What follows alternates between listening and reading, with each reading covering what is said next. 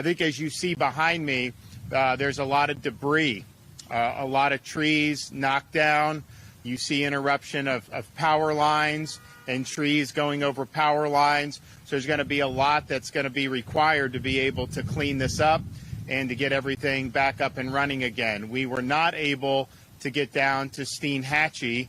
Those roads are not passable yet. So as soon as that's the case, we're going to try to do it. Now, there are emergency personnel that have headed down there, of course. And so we've got Florida National Guard, Fish and Wildlife, all of our key people, as well as the local law enforcement down there.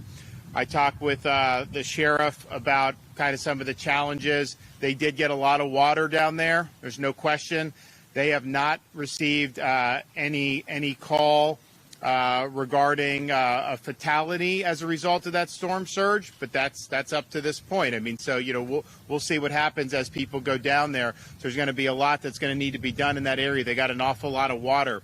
There are reports of people trying to loot down in Steinhatchee, and I've told all of our personnel at the state level, you protect people's property, and we are not going to tolerate any looting in the aftermath of a natural disaster. I mean, it's just ridiculous that you would try to do something like that on the heels of an almost Category 4 hurricane hitting this community.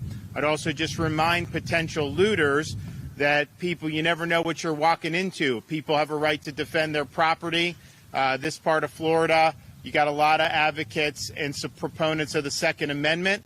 And I've seen signs in different people's yards in the past after these disasters, and I would say it's probably here.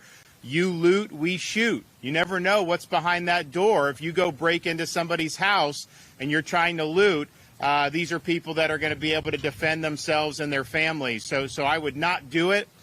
We are going to hold you accountable from a law enforcement perspective at a minimum, and it could even be worse than that, depending on what's behind that door. So let's all band together and lift people up and not try to take advantage of a difficult situation.